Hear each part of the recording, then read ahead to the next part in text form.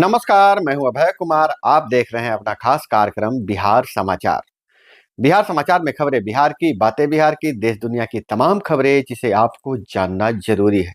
बिहार समाचार में हम खबर लेते हैं सत्ता के गलियारों से, पंचायत के गलियों से और गांव के चौपालों से, जो आपको रखता है अपडेट। तो बिहार समाचार में हम लेकर आए हैं नियोजित शिक्षक, वार्ड सदस्य, राजनीति का तापमान और कैसा रहेगा मौसम का हाल। तो बिहार समाचार में हम पहले चर्चा कर रहे हैं, 12 तारीख को फ्लोर टेस्ट होना है, लेकिन उससे पहले सभी दलों ने अपने अपने विधायकों को नजरबंद कर दिया है। जदयू से लेकर भाजपा हो या राजद, सभी अपनी अपनी ताकत, अपनी अपनी शक्ति दिखाना चाह रहे हैं। जदयू को थोड़ा झटका लगा है, क्योंकि जदयू ने अपने सभी विधायकों को मंत्री श्रवण कुमार के घर पे भोज के लिए बुलाया था, जिसमें 6 विधायक गायब रहे। और हालांकि राहत की बात यह रही कि भाजपा ने बोधगया अपने विधायकों को बुलाया था, उसमें अंत तक सभी विधायक पहुंच गए। देर शाम तक 2 विधायक गायब थे। वहीं आरजेडी ने भी आवास में सभी विधायकों को नजरबंद कर लिया है। उनके 78 में से 78 विधायक ही पहुंच पाए हैं। तो फ्लोर टेस्ट के पहले पटना के गलियारों के पटने के राजनीतिक हलकों का तापमान गर्म है। और वहीं राजद ने बैठक के बाद बोला, खेला होने का दावा किया है। राजद में बैठक विधायक ने कहा कि बैठक के बाद बाहर निकलकर विधायकों ने कहा कि खेला जरूर होगा। वहीं जीतन राम मांझी ने ट्वीट करके कहा है कि जो खेला होना था वह हो गया, अब कोई खेला नहीं होगा। हम आपको बता दें कि जीतन राम मांझी को फ्लोर टेस्ट से पहले मंत्री बनाया जाएगा, है राज्यसभा भेजा जाएगा, और उनके बेटे सुमन को गया से चुनाव लड़वाया जाएगा। मतलब टिकट मिलेगा, टिकट पक्का हो गया है। तब मांझी मान गए हैं और मांझी ने साफ ऐलान कर दिया है कि जो खेला होना था वह खेला हो गया है, अब कोई खेला नहीं होगी।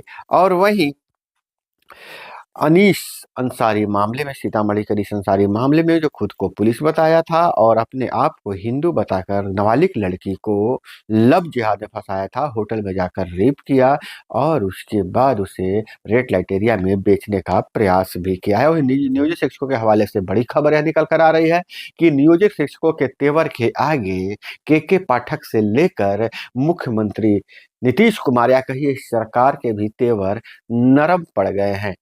सीतामढ़ी में के पाठक ने डायड में विद्यार्थियों से बात करते, परीक्षार्थियों से बात करते हुए कहा है कि नियोजित शिक्षकों की बड़ाई करते हुए कहा है कि इन्होंने बहुत अच्छा काम किया है, प्रशिक्षण लिया है।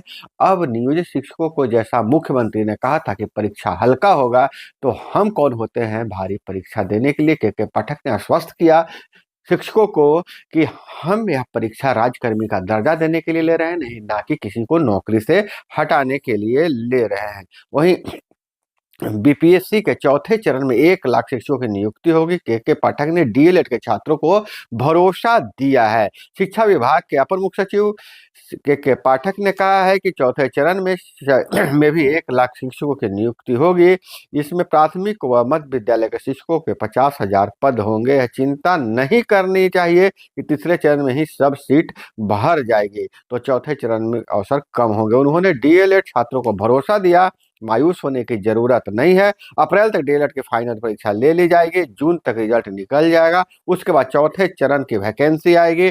पाठक डीएलएड के विद्यार्थियों से संवाद कर रहे थे। उन्होंने कहा कि सबको भरपूर अवसर मिलने जा रहा है। या तो कोई 2 दिन पहले तीसरे चरण की शिक्षक नियुक्ति के लिए विज्ञापन जारी कर दिया गया है। और वहीं शिक्षक नियुक्ति के लिए विज्ञापन जारी हो गया है और फॉर्म भरने की प्रक्रिया शुरू है। हालांकि कहीं कहीं से शिकायत मिला है कि वेबसाइट अच्छे तरीके से काम नहीं कर रहा है, खुल नहीं रहा है। इधर पटना के राजनीतिक हलकों की अगर बात करें तो जदयू के भोज में 6 विधायक गायब रहने से तरह तरह की चर्चा की बाजार गर्म है। जहां आरजेडी दावा कर रहा है कि खेला होगा, वहीं तेजस्वी के घर पर रोके गए हैं आरजेडी विधायक। और भाजपा के एमएलए में शाम तक गया 2 एमएलए नहीं पहुंचे थे। फ्लोर टेस्ट से पहले हलचल है। बिहार में नीतीश सरकार का फ्लोर टेस्ट 12 फरवरी को होना है। शनिवार को सत्ता पक्ष और विपक्ष अपने अपने विधायकों को लामबंद करने में जुटे रहे। रणनीति के तहत जदयू ने फ्लोर टेस्ट से 2 दिन पहले अपने सभी विधायकों को भोज के बहाने पटना में बुलाया था, लेकिन वहां पर 6 विधायक नहीं आए। हालांकि सभी विधायकों से बात हुई, किसी ने अपने स्वास्थ्य कारणों का हवाला दिया तो कोई बोला मैं अभी राज्य से बाहर हूं। वहीं आरजेडी ने सभी विधायकों को तेजस्वी यादव के घर पर बैठक के लिए बुलाया, वहीं रोक लिया। बैठक के लिए बुलाया विधायकों को और राजद ने, और वहीं रोक लिया। फ्लोर टेस्ट तक सभी विधायक को वहीं रहना पड़ेगा। विधायकों ने अपने घर से गर्म कपड़े और दवा मंगवा लिया है। तेजस्वी ने के घर पर 79 में से 78 विधायक मौजूद हैं। सिर्फ बाहुबली अनंत सिंह की पत्नी नीलम देवी बैठक में शामिल नहीं हुई थी। राजद प्रवक्ता मृत्युंजय तिवारी ने दावा किया है कि 12 फरवरी को बहुत ही रोमांचक खेला होगा। इससे पहले बिहार सरकार के मंत्री सोनू कुमार के आवास पर जदयू के विधायकों के लिए भोज रखा गया था। सीएम नीतीश कुमार उसमें शामिल होने आए, लेकिन उस जब सीएम नीतीश कुमार आए तो उस समय आधे से ज्यादा विधायक नहीं आए थे, जिसके कारण सिर्फ 5 मिनट ही वहां रुके, उसके बाद चले गए। बहुत बड़ी खबर आ रही है भागलपुर, सीतामढ़ी, मुंगेर, वैशाली, कैमूर और गोपालगंज से करीब 429 बच्चे बीमार पड़ गए हैं। बीमार पड़ने की खबर है। बिहार में फैलेरिया की दवा खाने से सैकड़ों बच्चे बीमार। टैबलेट खाते ही पेट दर्द, उल्टी और सांस लेने में परेशानी हो रही है। अभिभावकों ने किया है हंगामा। बिहार में स्कूली बच्चों को फैलेरिया की दवा अल्बेंडाजोल खिलाई जा रही है। इसे खाने के बाद शनिवार शाम तक भागलपुर, सीतामढ़ी, मुंगेर, वैशाली, कैमूर और गोपालगंज में करीब 429 बच्चे बीमार पड़ गए हैं, जिसके कारण बच्चों के अभिभावकों ने हंगामा किया है। और वहीं बिहार में आज से मौसम बदलेगी, बढ़ेगा तापमान। 12 से 14 फरवरी तक बारिश की संभावना है। 12 के बाद ठंड की विदाई हो सकती है। बिहार के अधिकतर जिलों में पछुआ हवा ने पिछले कुछ दिनों से कनकनी बढ़ा रखी है। पिछले 2 दिनों से 20 से 30 किलोमीटर प्रति घंटे की रफ्तार से पछुआ हवाएं चल रही हैं। प्रदेश में शनिवार से हवा का रुख बदल गया है और पूर्वा हवा चलने की संभावनाएं हैं। पूर्वा हवा चलने से अधिकतम तापमान और न्यूनतम तापमान में 2 से 3 डिग्री सेल्सियस तक की कमी बढ़ोतरी हो सकती है। और आज से जब हम सुबह में बात कर रहे हैं, हो सकता है दोपहर में तापमान बढ़ जाए। और बहुत बड़ी खबर आ रही है दिल्ली से।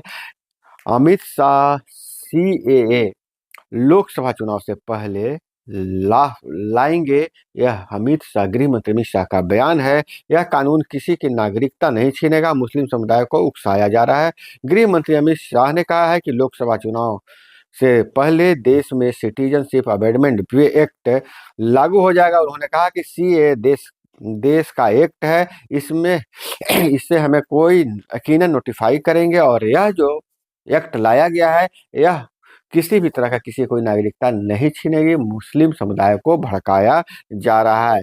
वहीं राम मंदिर पर बयानबाजी थमने का नाम नहीं ले रहा। अब लोकसभा में भी राम मंदिर पर बयानबाजी शुरू हो गई है। हालांकि इस सप्ताह हाउसफुल चल रहा है। राम मंदिर, अयोध्या का राम मंदिर हाउसफुल चल रहा है, लेकिन ओवैसी असुद्दीन ओवैसी ने कहा है कि क्या मोदी सिर्फ एक मजहब की सरकार है। उन्होंने आरोप लगाया है कि मोदी सरकार सिर्फ एक मजहब की सरकार है। बाबरी मस्जिद जिंदाबाद के नारे लगाए। शाह ने कहा हवन में हड्डी नहीं डालनी चाहिए।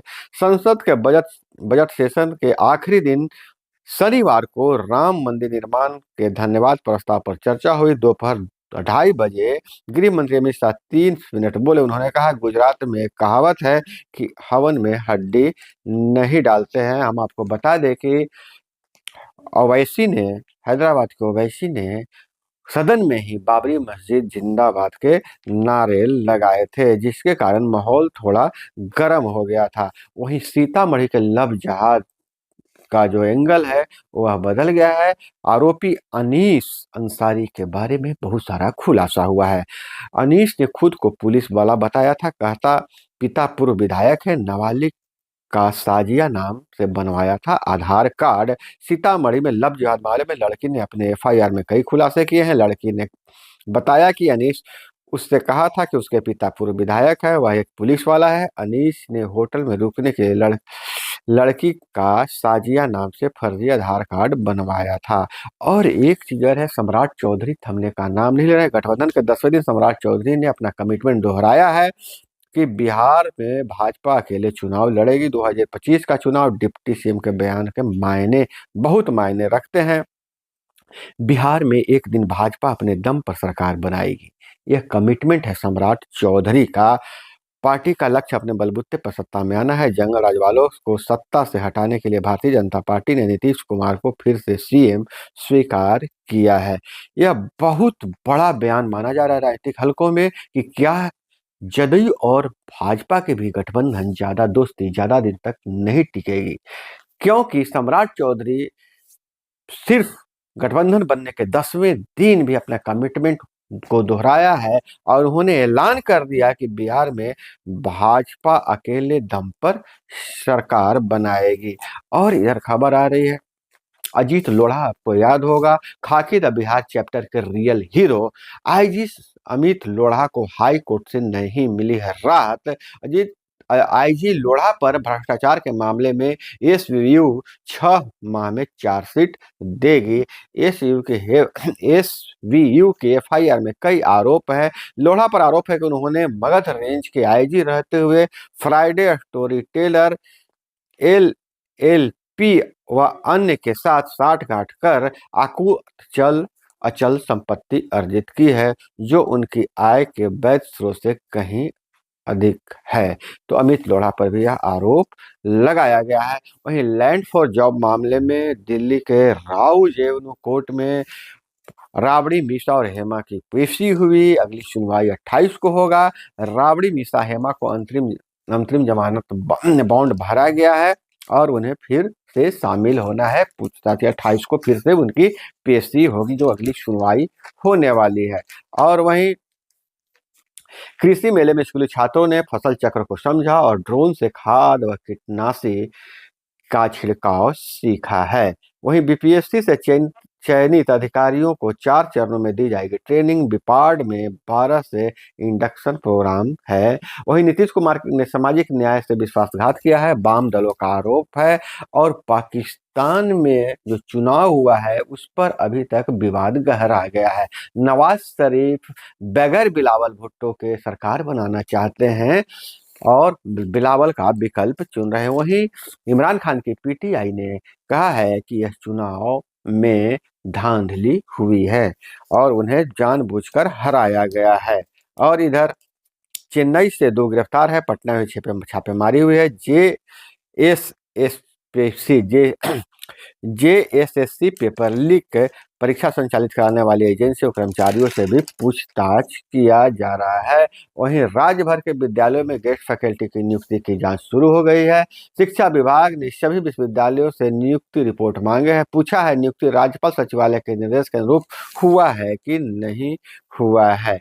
और इधर मौनी अमावस्या को लेकर कौलेश्वर त्रिवेणी संगम तट, कालीघाट, लौकुश घाट और बेलवा घाट पर 1.5 लाख से अधिक श्रद्धालुओं ने डुबकी लगाई है। वाल्मीकि नगर से यह खबर आ रही है। वहीं खगौल से बड़ी सूचना आ रही है कि प्रॉपर्टी डीलर को बदमाशों ने गोलियों से भून डाला है और उनकी मौत हो गई है। तो दोस्तों यह थी वो तमाम खबरें जिसे आपको जानना जरूरी था। इसी तरह से खबरों के लिए जुड़े रहिए हमारे साथ। चैनल पे नए हैं तो चैनल को सब्सक्राइब कर लीजिए। वीडियो पसंद आए तो लाइक जरूर कीजिएगा। मिलते हैं अगले वीडियो में। जय हिंद, वंदे मातरम।